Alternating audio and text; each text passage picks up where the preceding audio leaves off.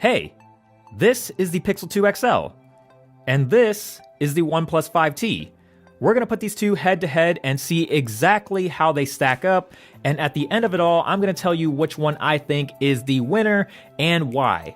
Let's get right into it. Kicking things off with these specifications, the Pixel 2 XL and OnePlus 5T are both being powered by the Snapdragon 835 processor with 4GB of RAM on the Pixel 2 XL and either 6 or 8GB of RAM on the OnePlus 5T depending on storage. Both devices are incredibly very snappy, and I never noticed any slowdown on either one. The extra RAM on the 5T is pretty nice, especially for multitasking purposes, but I never felt like this gave the 5T a performance edge over the Pixel, at least not in real-world use.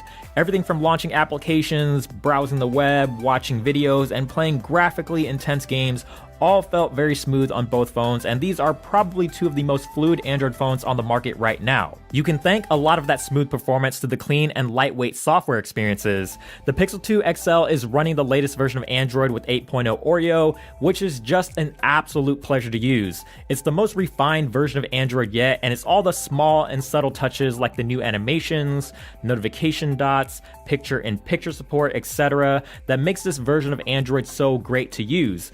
I also love the more pixel-specific features like the Now Playing feature that shows song titles on your lock screen and the squeeze functionality to access Google Assistant. The biggest software advantage of the Pixel or any previous Google device is that it's 100% stock, completely bloatware-free, and you're always going to be first in line to get software updates. With the OnePlus 5T, you have Oxygen OS, which is currently based on Android 7.1.1 Nougat.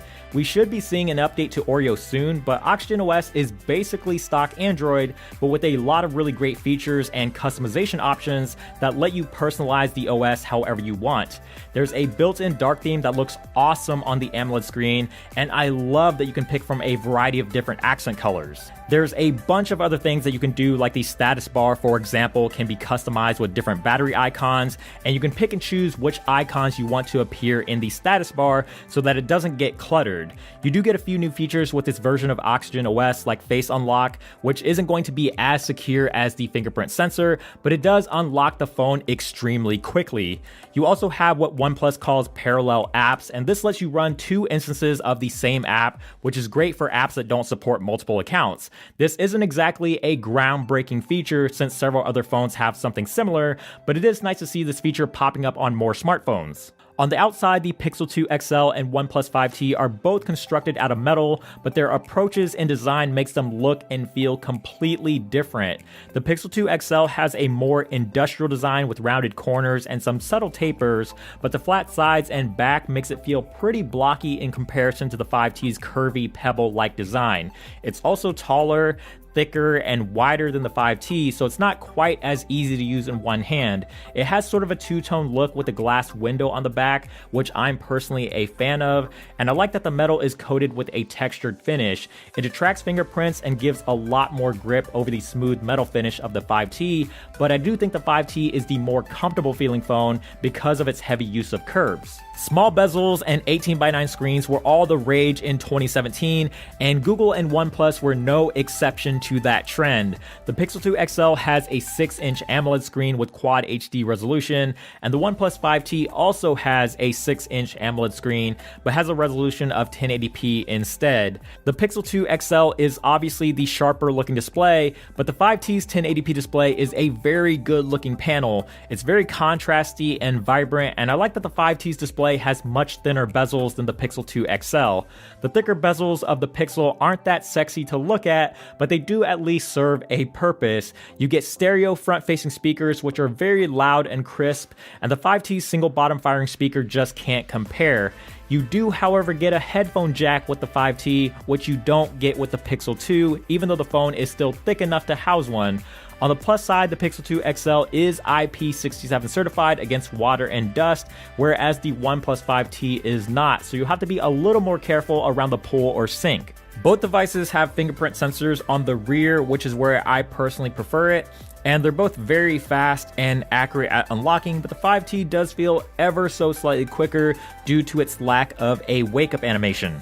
One area where the Pixel 2 XL and OnePlus 5T perform extremely well is in battery life. The Pixel 2 XL has a 3,520 mAh battery, and the OnePlus 5T has a 3,300 mAh battery, and I can get through a full day with both of these phones extremely easily with a consistent 6 hours of screen on time.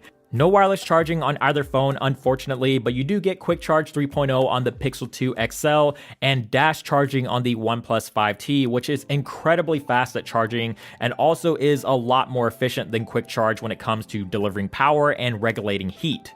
Last but not least, let's talk about those cameras. The Pixel 2 XL has a single 12 megapixel rear shooter that's equipped with OIS, EIS, and an aperture of f1.8. The 5T has a dual camera setup like the OnePlus 5, but no longer do you get that 1.6x optical zoom.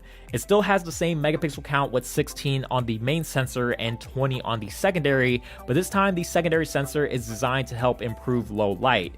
You can still do a 2x jump zoom within the camera, but it's purely digital, meaning you're getting a cropped image.